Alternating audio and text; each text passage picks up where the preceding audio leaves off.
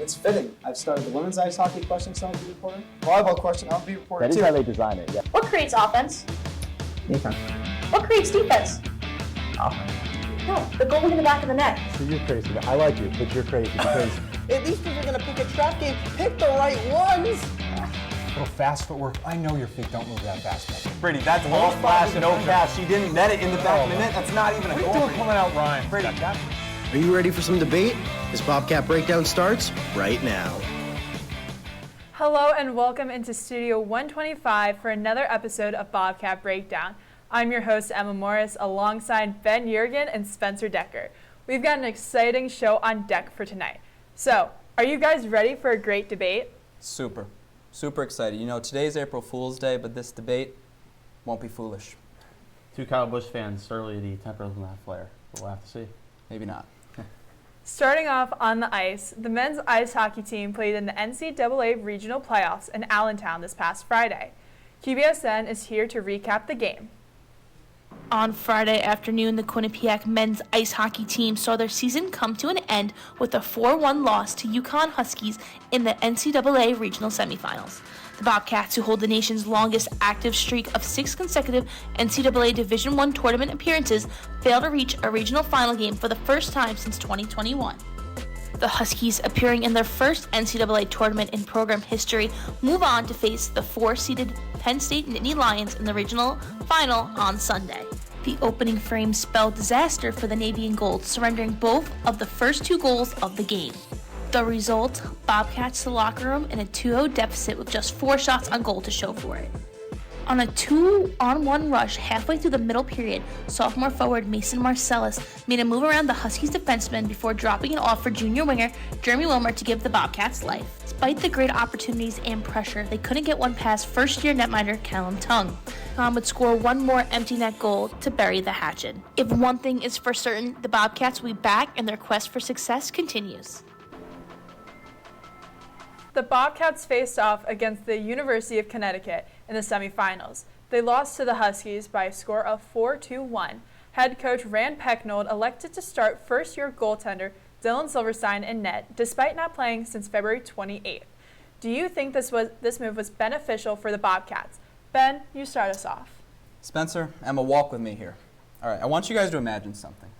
Imagine you're getting ready to build a Lego set with your buddies. You know, it could be the Death Star. It could be Lego Ninjago, whatever you want. You're really good at it. But at the last moment, your parents tell you someone else is going to build that. They're good too, but it'll change up your plans. That's pretty much what Rand Pecknold did in the semifinals against UConn by putting Dylan Silverstein in net over Mate Marinov. I know Rand has echoed before that both goalies are starting caliber, but when you've gone with one guy for a month and then change it, it has an impact on the team, no matter what you're going to say. Silverstein had the only matchup against UConn in the CT Ice tournament, but that also has the Huskies shooting toward a guy they faced. They know his tendencies. And in Mate Marinov's last 5 games before he was benched, he allowed 5 goals with 2 shutouts. Sure, he allowed 3 against Cornell at Lake Placid, but 2 were on the power play. Now, that's not a get-out-of-jail-free card by any means, but it has less weight on him than if Quinnipiac was even strength.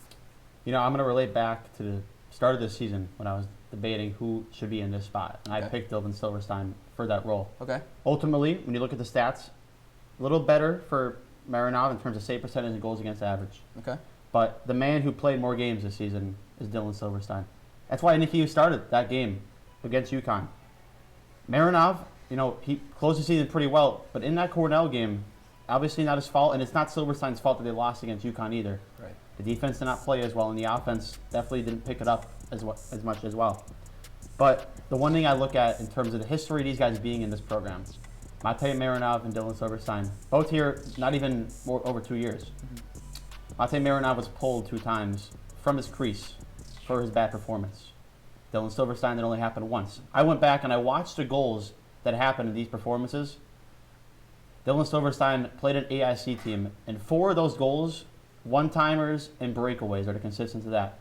Mate Marinov, some of these goals he's letting in these games, not very savable goals. If that happens on the national stage when you're in the NCAA tournament and Mate Marinov has a bad game like that, Rand Pecknold's going to look awfully bad for not starting Dylan Silverstein. Yeah, you know, I can see your point, Spencer. I really can. But, like, Marinoff's the hot hand. He has the experience. He started the last 5 games prior to facing UConn.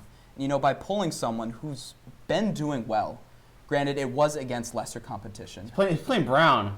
He was playing Brown, but Playing against Brown. against Played him 3 times this season. Against Cornell, he also did pretty good. They lost the game. Noah Allman might be able to shut out Brown.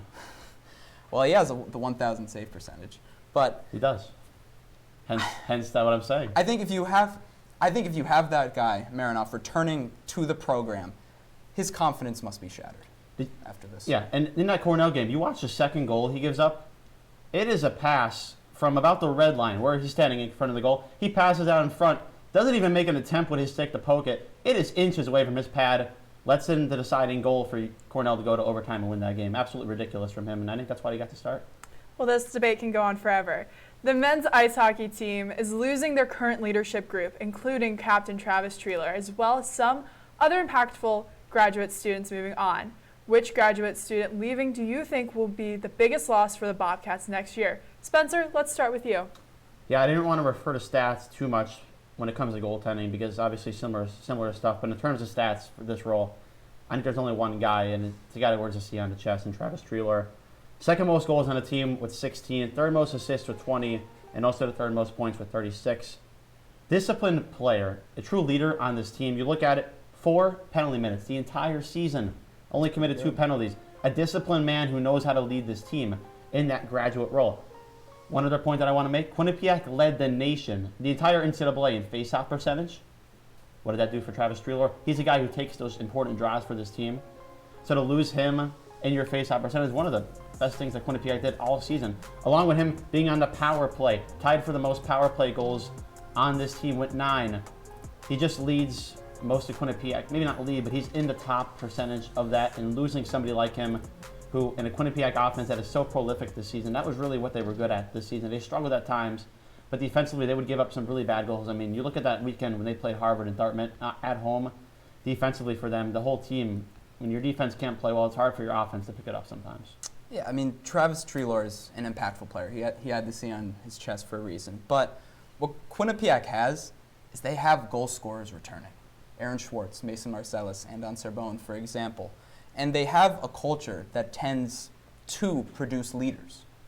So that's why, I mean, Treeler is a big loss, but to me, he's not the biggest. To me, it's Aaron Bollinger. Pecknold called Bollinger before the best defenseman this season. He had the second most points on the back line behind Davis Pennington. And Bollinger also had that intangible that Pecknold covets. Do you know what I'm going to say, Spencer? What are you going to say? What does Pecknold love? What does he mention in every press conference? Defense and goaltending a lot as well. I was going to say buy-in. He loves guys who are bought into the program, bought into the culture that they had. Bollinger was.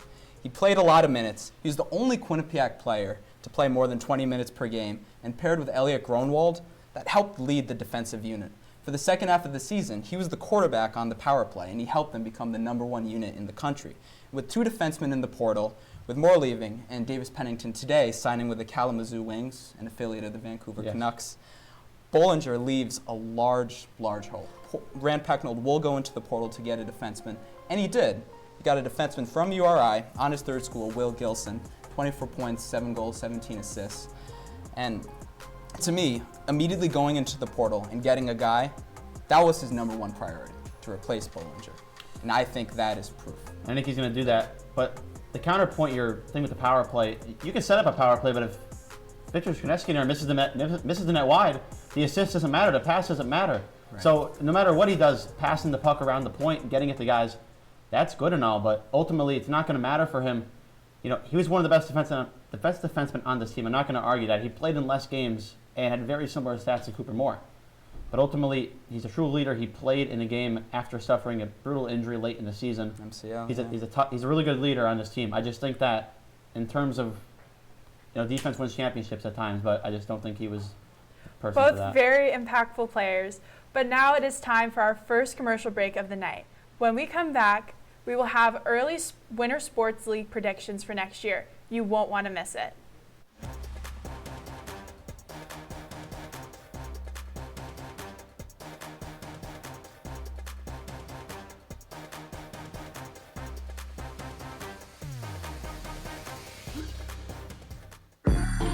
I'm an ex-drug dealer, and I'll be your sub today.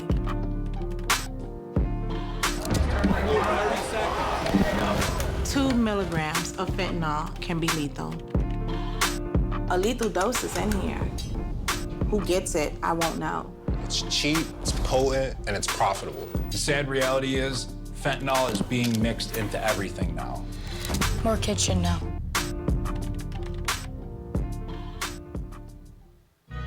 Everyone has a ritual. That small thing we do to keep us focused. But what do you do to keep your head in the game?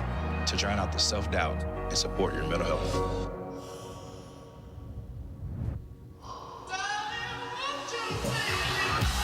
Because being your best isn't just about taking care of your body. It's about taking care of your mind and mental health. Find the resources you need to keep your mental health a priority. Love your mind. Guys! We have to make a commercial for #that right now. What do we do? How long do we have? We've only had 2 months to do this. We could explain it's a pop culture news show that covers everything from movies, music, and video games. Yeah, and we can also talk about how there's pre-recorded segments that vary from reviews to in-depth discussions. We should also mention that it broadcasts live every Monday at 7 p.m. on Q30TV.com/watch. I think that covers everything. Did you guys get that down? With the winter sports seasons coming to a close, we've decided to take a way too early look ahead to next season. Both analysts will give their predictions for each 4 winter sports teams and where they'll finish in their respective conferences in the 2025-26 season. Ben, start us off with the men's ice hockey team. Thanks, Emma. First, my main argument is if they can win in a transition year, win the regular season, they can win when they're trying to. Rand Pecknold echoed after the loss against UConn that they'll be back. They'll be back again. They have a lot of returners, Mason Marcellus, Jeremy Wilmer, Anton Serbone, Aaron Schwartz, and they have intriguing newcomers coming in. I mentioned an A-Block, the transfer from URI. They have a lot of freshmen coming in out of juniors. I think first. Yeah, it's literally in my notes as well. They're going to be first. There's a couple teams that I think can compete with them. And like Clarkson had their run last year, but they're losing so many people this year. Maybe Dartmouth could possibly get there. Colgate was pretty good this year as well. But similar to what Rand said, he also said that this team was a lot worse and probably didn't expect them to get to where they were at all at the end of the season. He said that they were surprised and made it to the ECAC semifinals and finished first. Team's got a lot to get back, and with all the young talent coming in, I really think they could rebound and still finish first. The competition for them in the ECAC as a whole is just not going to be as strong.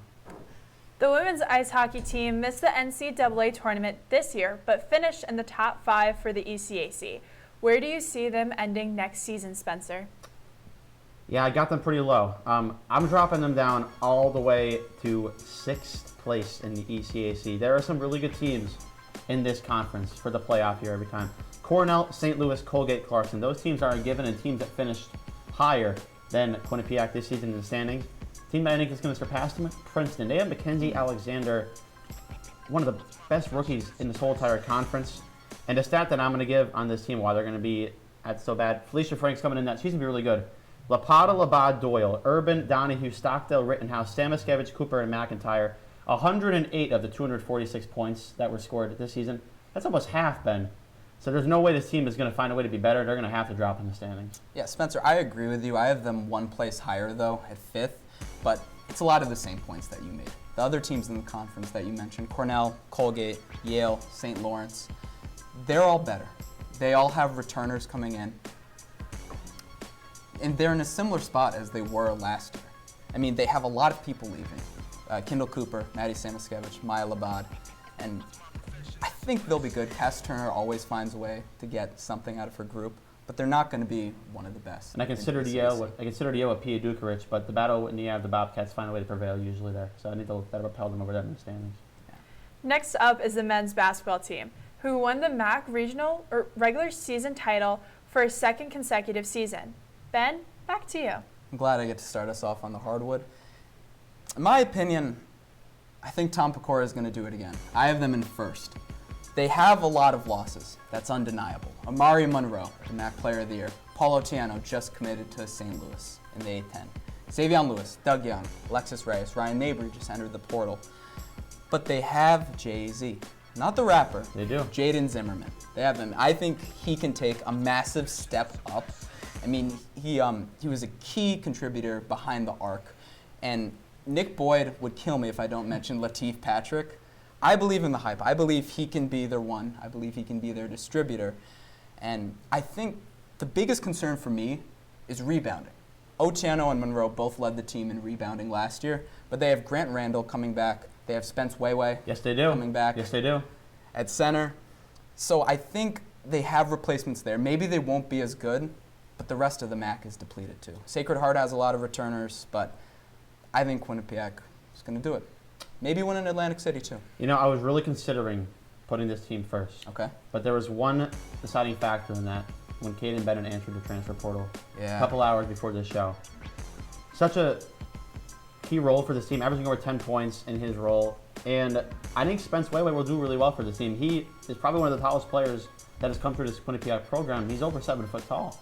So I think he's really good.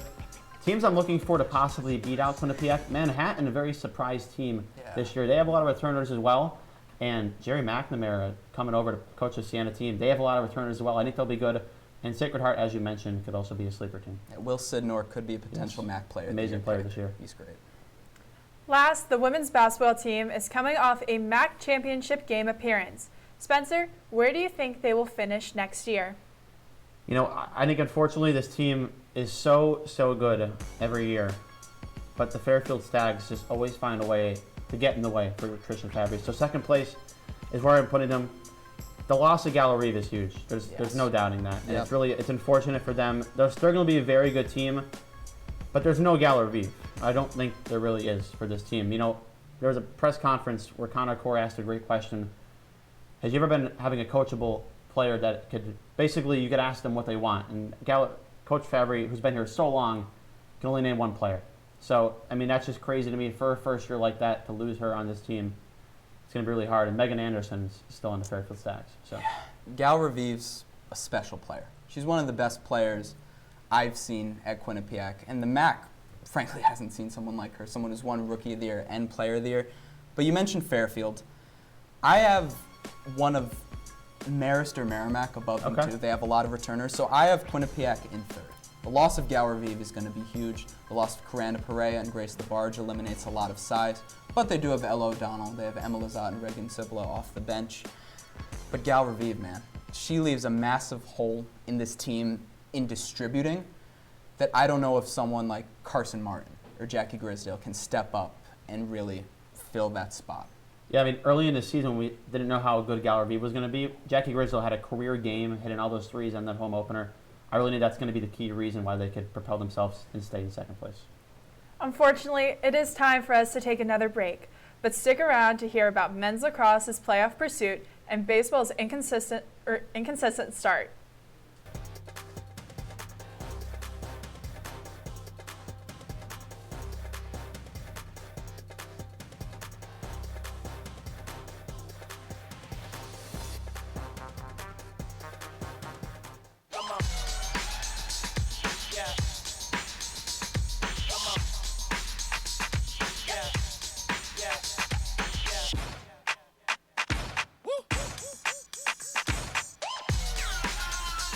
You're not going to get it all right. Just make sure you nail the big stuff, like making sure your kids are in the right seat for their age and size. Get it right at nhtsa.gov/the-right-seat. Here at Sports Pause, we like to have balance between having fun and working hard. Sometimes that competition we cover gets into our producing.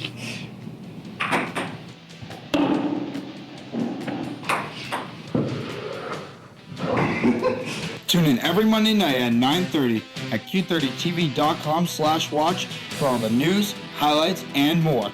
This is Sports Pause. Have you ever helped a fellow veteran? Of course. Yes. Have you ever asked for help yourself? It's always tough, right? I always feel like I can solve my own problems, but eventually, you just can't deal with it on your own. And you start to question, maybe people would be better off without me.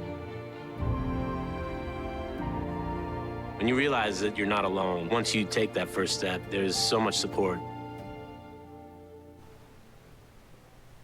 Welcome back to Bobcat Breakdown. If you're just joining us, I'm Emma Morris with my analysts Ben Jurgen and Spencer Decker. The men's lacrosse team is headed into the final stretch of their season. In MAC play, the Bobcats have gone 2-5 and are sitting in the 6th seed. Only 6 teams will make it into the playoffs. With 3 games left in MAC play, can the Bobcats stay in the playoff race? Ben, let's hear your thoughts. So, I'm going to say yes, but I have an important caveat. I don't believe it's because Quinnipiac is a good team. I think it's because the teams below them just are worse. And the Bobcats are on a 3-game losing streak, and they'll likely make it 4 when they play Sacred Heart, who sits in first in the MAC. But things have generally looked up for them. They've gotten more shots on net. 2 of their 3 losses have been 1-goal games. And if they can convert even one of those chances, or a couple of them, the tide can turn in their favor, and they could just sneak into the MAC. Well, I could get shots on net too if I was on the lacrosse field. You know, if you look at if you look at Iona's schedule for their lacrosse team, if you go back and try and look back to 2024, it's not there. And it's not a glitch because they just became a program, Ben. They just lost to a team who didn't have a program last year. Beginner's luck. Beginners. And you're talking about Iona, they're worse than them, and they found 8.5 goal favorites, the Bobcats, in that game. They found a way to lose. And they have to play Siena and Sacred Heart coming up. They have to beat one of those teams. Do you think they can beat one of those teams? Because they'll probably beat Merrimack, but after they lose to Iona, I don't know if they can do that either. I would lean more towards Siena, but if they want to build momentum, they have to beat Sacred Heart. They got to win 2 out of 3. I don't see how it's after losing to Iona. How is it possible? It's not. No. Spencer, I gotta agree with you on this one. The baseball team played Manhattan in a 3-game MAC series this weekend. The Bobcats beat the Jaspers 16-5 on Friday, lost 9-8 on Saturday, and were defeated again 5-4 on Sunday. How can the baseball team find consistency and start to win full weekend series? Let's start with the baseball beat reporter, Spencer. Home field advantage, man. It's very true. The offense is not the problem for this team. Let's just put that straight. They have I'm going to talk about it in my final word later. They have a very, very high-powered offense. Probably the best in the MAC if you really look at it. Ryder has a slightly better batting average. And even with Fairfield with Dean Ferrara, they don't have a complete team and a better offense than Quinnipiac. It's starting pitching, Ben. Yeah. Sam Wright has been great. If they didn't have Sam Wright, they would be in a lot of trouble this year. Let's just put it straight. And obviously, the loss to Mason Olds at the start of the season down to injury, not good for this team. They really need him right now. But the consistency is on the 2nd and 3rd day. Let's just look at those series, the most recent series they lost. What games did they win? The first game of those series, and then losing the 2nd and the 3rd. Mike Poncini and Matt Aluino struggled, but Matt Aluino had a pretty good game. He went 5 innings, pretty well, but the guy right now, Mike Poncini, had a pretty good start to the season, but against Ryder, Marist, and Manhattan, his stats, 7 innings pitched in all 3 games combined, 14 hits, 11 earned runs, 6 walks, and the same amount of strikeouts as walks. That's bad, That's really bad, and he needs to find a way. You have to get a weekend where they can just get 3 consistent starts from each guy. They got 2 out of 3. They got 5 innings from Alduino. Sam Wright threw 117 pitches on Friday. He's a first-year leading this team in the starting rotation. So guys like Poncini, who's been here forever, has got to help his guy out as a first year. I agree with you. Their offense isn't a problem. They have 5 guys with an OPS above 900. It's ridiculous. Johnny Knox, Seb Muller, C.J. Willis, Alex Irizarry, and Christian Smith are the 5. But what they need is starting pitching. Sam Wright, 117 pitches is ridiculous. It's ridiculous. But what they do need, they need distance.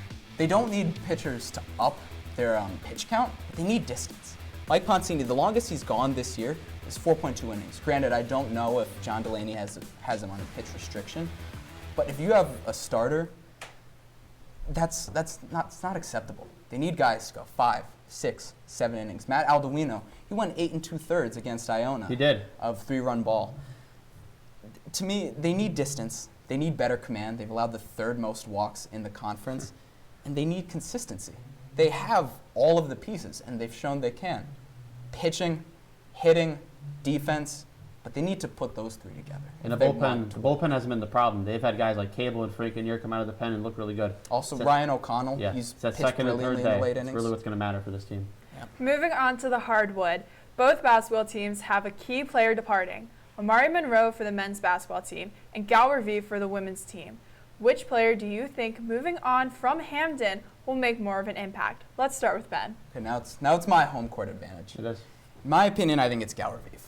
Quinnipiac, I mentioned it earlier, Quinnipiac or the MAC has never seen a guard like Gal Revive. Rookie of the year, player of the year. She led the team with 17.9 points per game, and that was a rookie scoring record. And I did the research. Quinnipiac played 33 games this year. Guess how many of those games Gal Revive was the leading scorer? Probably at least 20. 18. Pretty close. Kyle Yeah. Busch's number. There you go. She carried them to multiple wins at Merrimack versus Fairfield, at St. Peter's. And it's true the women's basketball team has more options to step up. They have Jackie Grisdale, Anna Foley, Carson Martin, and they've carried the offense before, especially Martin and Foley in their freshman seasons. But they haven't done that in a year. They've relied on someone else. And in Quinnipiac's recruiting class, unless they go into the transfer portal or somehow get Revive back, because it's not a certainty that she's gone. Very true, yeah. She's taking a visit. She's the bigger come loss. back. Right. It's possible, and she is the bigger loss. I have to agree with you. I'm going to reiterate the press conference versus Siena, who was also one of the top teams in the MAC. Connor Core, beat reporter in Q30, asked Trish Fabry, have you ever had a first year that you could trust? Literally asked them what they want in the court. Jillian Abshire is the only one. That leading assist leader in Quinnipiac women's basketball history. That's going to tell you something. This is the first year that she's entrusting to have this, and if Abshire or Revive like Abshire stayed here, she'd be in that record book, for sure. But she's probably going to leave, unfortunately, and I could argue that in 30 years, I believe, Tricia Fabry's been here. Yep. Only 2 players she can name off. I think Amari Monroe is probably a talented player, and maybe Tom McCord, who's been here 2 years, has asked Amari Monroe what he's want.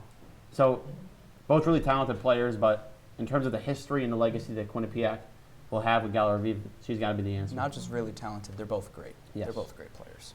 It is now time for our final break of the night. But when we come back, it will be time for us to give our final roars. Stay with us. Bobcat Breakdown will be right back.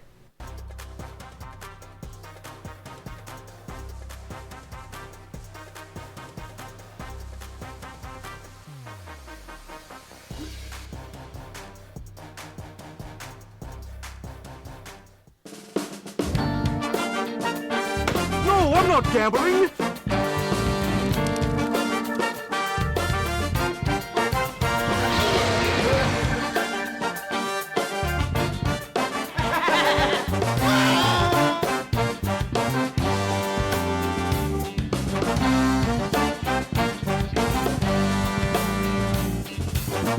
Live from the Piazza, it's Quinnipiac tonight!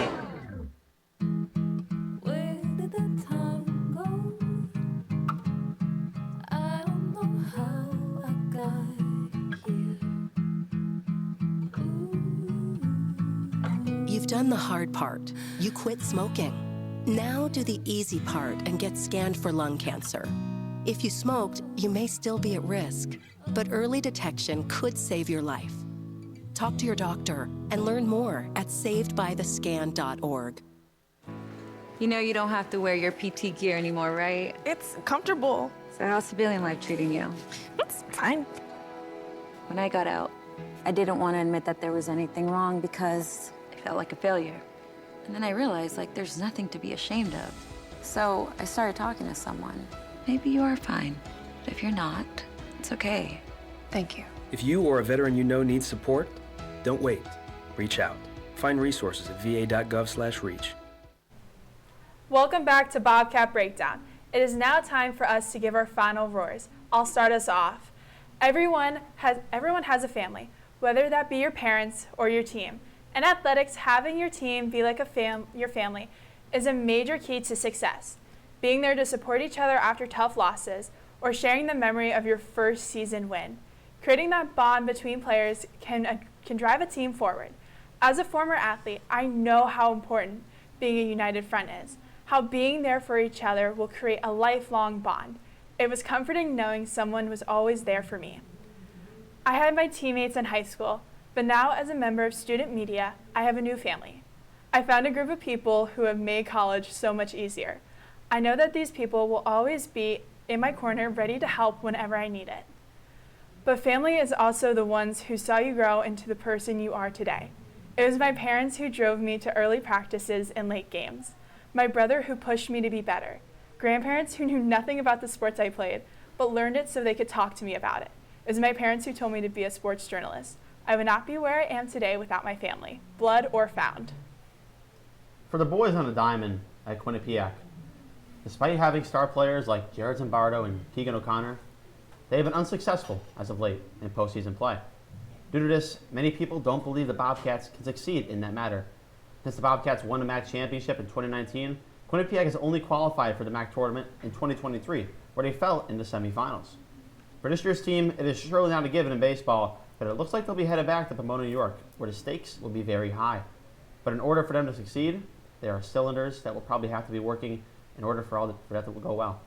But it is surely possible. The Bobcats' offense is undoubtedly one of the best in the whole conference. And even if they aren't playing well, their lineup from the top of the order to the 9-hole can find a way to hit at any moment. After a shaky start to the season on the pitching side, the Bobcats can get rolling. This is a very dangerous Quinnipiac baseball team. First-year Sam Wright just put his heart on the line, recently throwing over 115 pitches, which is very unexpected out of a rookie like him. They can get some consistent starts out of their starting pitching and dethrone in-state rival. Clover Stadium might be full of Bobcat blue on the 4th week of May. I'm a grad student. It's no secret that I'm in, as Frank Sinatra calls it, the autumn of my college years. Man, I'm in December. But I like to think I've learned a few things in my time at Quinnipiac. So in my first and final roar, I'd like to share some of those lessons with you. First, slow down. That's something I always remember my mom telling me when I was younger and stressed out. I still think of it now when I'm in a tense spot. You don't have to accomplish everything right now. Chill. Second, and it relates to my previous point, put yourself first. I remember when I was a freshman, I made a concerted effort to do everything I could. I was in Q30, I was in QBSN, called the Yale game, and I wrote for the Chronicle. Don't get me wrong, student media is a wonderful thing, and I've made and am still making great friends from it. It's not everything. Don't let it consume your life. It'll cost you. It almost cost me.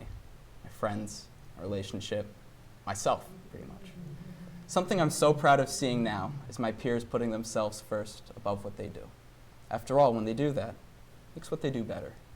Now, think of Andre 3000's, yep, I'm making a 3 Stacks reference, verse, on solo reprise off of Frank Ocean's album Blonde. Like a kid grounded in the summer, staring at other kids having fun, and wondering if I worked way too hard and if it was all worth it. Slow down, put yourself first. It'll help guarantee that when you look back at your college years, there'll be more periods and exclamation points rather than question marks of what could have been.